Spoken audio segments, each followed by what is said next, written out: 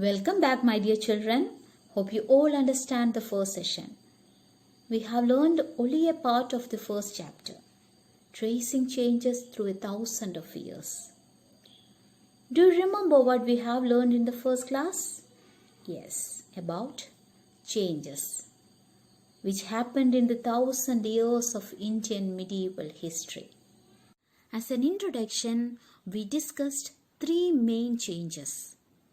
That was in maps, in terminologies, and historians and their sources. So in this session, we will discuss the other changes. So during this period, India witnessed many social, political, religious and cultural changes in society. Under new social and political groups, new technologies made their appearance.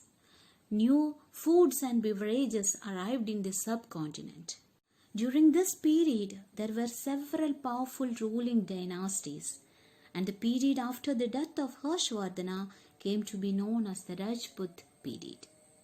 And this 1,000 years of history also witnessed major developments in religious traditions. And lastly, thinking about time and historical periods. So we will discuss all these changes in detail. Now moving on to the first one in the session, new social and political groups. In this period, new technologies appeared like spinning wheel, Persian wheel, firearms in combat, and new foods and beverages.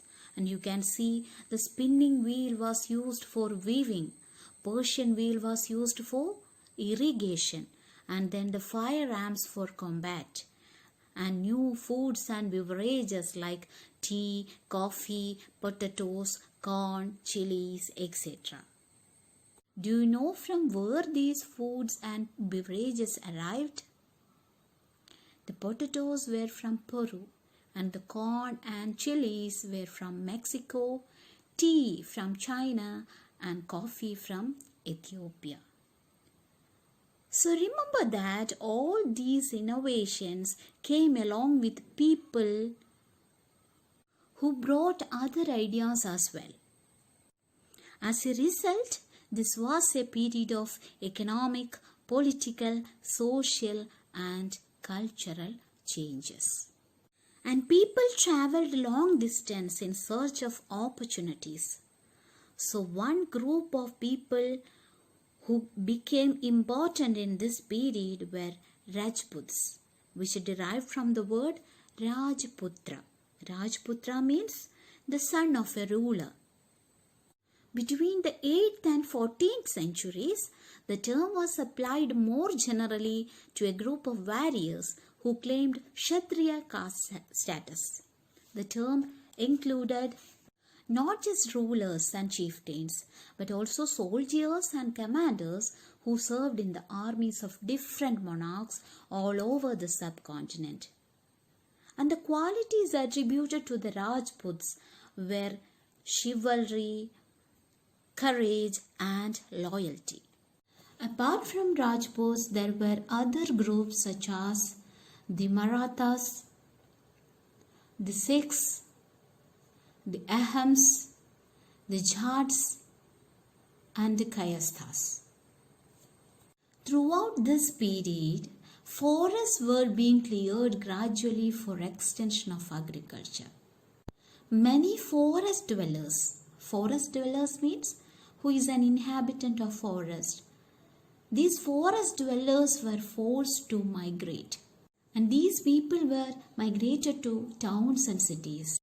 Others tilled the land and became peasants. Here we can see the rise of large complex societies. So new peasant groups gradually began to be influenced by regional markets, chieftains, priests, monasteries and temples, and were required to pay taxes and offer goods and services to local lords. Thus, society became more differentiated. People were grouped into jadis and subcaste and ranked on the basis of their background and their occupation. The status of the same jati could vary from area to area. and Jadis framed their own rules and regulations to manage the conduct of their members. These regulations were enforced by an assembly of elders known as Jadi Panchayat. And these Jadis were also required to follow the rules of their villages.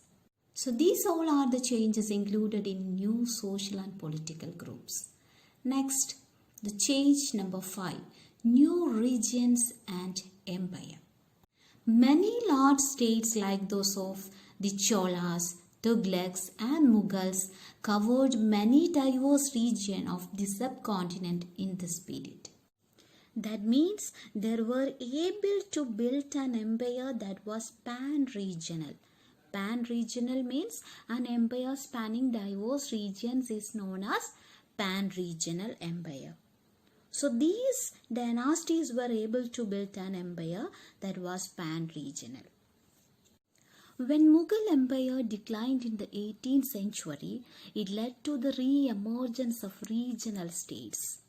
But years of imperial pan-regional rule had altered the character of the regions. That is, the character of the different regions did not grow in isolation. Next change is regarding new and old religions. It was during this period that important changes occurred in what we call Hinduism today.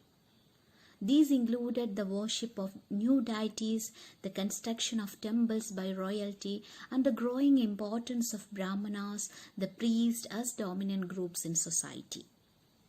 One of the major developments of this period was the emergence of the idea of bhakti. And you will be learning about this and other traditions in the coming chapters. This was also the period when new religions appeared in the subcontinent. Merchants and migrants first brought the teachings of the Holy Quran to India in the 7th century. Here you can see some facts about the Islam. Like Hinduism, Islam was also interpreted in a variety of ways by its followers. There were the Shia Muslims who believed that the Prophet Muhammad Sallallahu Alaihi was the legitimate leader of the Muslim community. And there was the Sunni Muslims who accepted the authority of the early leaders, the Caliphs. So let us come on to the last and most important change, division of past into periods. So the historians made the study of the time easier by dividing the past into periods. History is broadly divided into two periods, that is prehistory and post-history. Prehistory was the time when we do not have any written records. Prehistory we have already studied in class 6. Do you remember? Yes, the Paleolithic, Mesolithic and Neolithic age. Then there is the post-history that is also divided into three periods, ancient, medieval and modern. But when the Britishers came, they divided the history of India into three periods, Hindu, Muslim and British. Why they divided like this? That was because when Hindu rulers were ruling, Muslim rulers were also there. At the time when Muslim rulers were ruling, Hindu rulers were also there.